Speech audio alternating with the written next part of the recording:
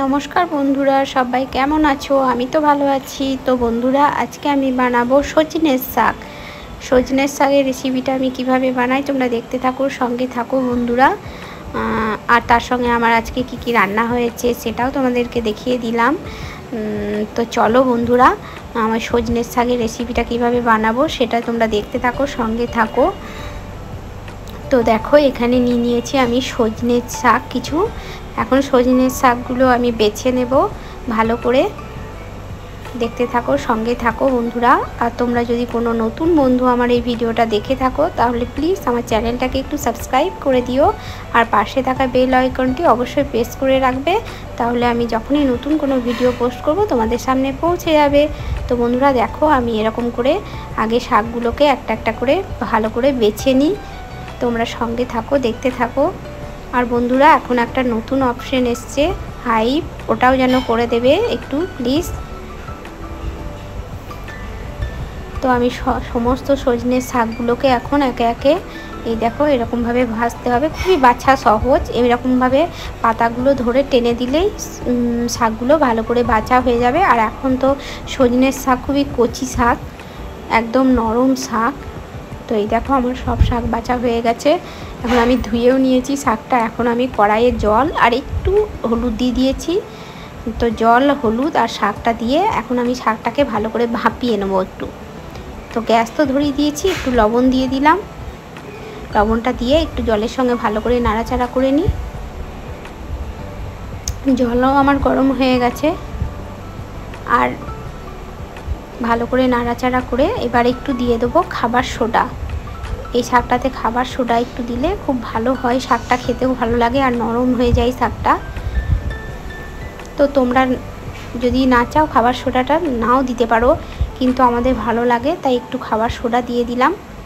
খাবার সোডাটা দিলে না শাকটা খুব সুন্দর হয়, একটু নরম হয়ে যায়, বেশ একটু ল্যালপেলে টাইপের হয় আর ভালো লাগে খেতে। তো এবার আমি একটা ঢাকা চাপা দিয়ে দেবো। তো কিছুক্ষণের মধ্যেই আমার শাকটা সিদ্ধ হয়ে যাবে, কারণ এখনকার শাক খুবই কচি। তো দেখো আমার শাক কিন্তু সিদ্ধ হয়ে গেছে। এখন আমি এই জলটা শাক থেকে ঝরিয়ে নেব একটা ফুটো ফুটো তালে। তো এখন আমি দেখো কড়াইয়ে তেল বসিয়ে দিয়েছি, আর তেলে দিয়ে দিলাম একটু 5 ফোড়ন, 2টো শুকনো লঙ্কা আর কিছু রসুনকে থেতো করে রেখে দিয়েছি, আর কাঁচা লঙ্কা চিড়ে রেখে দিয়েছি, ওটাই এখন দিয়ে দেবো, অ্যাড করে দেবো এই তেলের মধ্যে। সর্ষের তেল দিয়ে দিয়েছি, সর্ষের তেলেই শাকটা ছোকার চেষ্টা করবে, তাহলে ভালো লাগবে খেতে।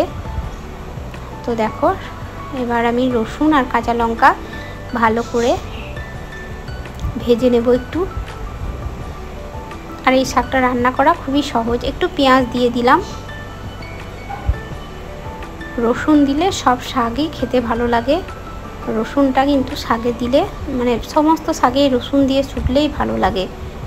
নিরামিষের দিনেও ভালো লাগে, কিন্তু রসুন দিলে খুবই ভালো লাগে শাকে।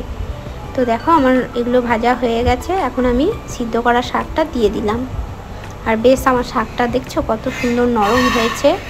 খাবার সোডাটা দিয়েছি ওই জন্য একদম নরম আর একটু বেশ ল্যাললেলে টাইপের হয়েছে। তো এখন আমি শাকটা দিয়ে ভালো করে ভেজে নেব, মানে শাকের যে জলটা সেটা শুকিয়ে নেব। এবার আমি দিয়ে দেবো এখানে একটু মিষ্টি। শাকে একটু মিষ্টি না দিলেও ভালো লাগে না, তো একটু মিষ্টি দিয়ে দিলাম। আর লবণ তো আমি সিদ্ধ করার সময় দিয়েছিলাম, ওই জন্য আর লবণ লাগবে না আমার। তোমরা খেয়ে দেখবে, যদি লবণ লাগে তো দিতে পারো একটু, কিন্তু আমার আর লবণ লাগবে না। এবার আমি ভালো করে নেড়ে চেড়ে শাকের জলটাকে ভালো করে শুকিয়ে নেব সুন্দর করে। তো দেখো আমার শাকের কিন্তু সমস্ত জলটা সিদ্ধ একদম শুকিয়ে গেছে।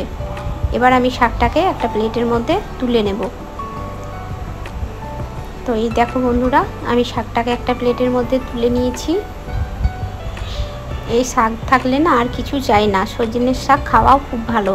যাদের অনেক হাই প্রেশার তারা যদি এই সজনের শাক ডেলি খেতে পারো তাহলে খুবই ভালো। সজনের শাকটা সিদ্ধ করে যে জলটা, ওই জলটাও যদি রোজ একটু করে খাওয়া যায় তো প্রেশারটা ঠিক থাকে, নর্মাল হয়ে যায়। প্রেশারের পক্ষে খুবই ভালো। আর আজকে আমার রান্না হয়েছে দেখো ঝিঙে আলু পোস্ত, পটল ভাজা পোস্তর বড়া আর সজনের শাক তো দেখালাম তোমাদেরকে। এই দেখো সজনের শাক আর হয়েছে ইলিশ মাছের ঝাল। তো বন্ধুরা তোমাদের কেমন লাগলো সজনের শাকের রেসিপি? যদি ভালো লাগে তো লাইক কমেন্ট শেয়ার করে দেবে বন্ধুরা। আর নতুন বন্ধুরা অবশ্যই আমার চ্যানেলটাকে একটু সাবস্ক্রাইব করে দেবে। তো বন্ধুরা আজকের মতো এইটুকুই। সবাই ভালো থেকো, সুস্থ থেকো, টাটা।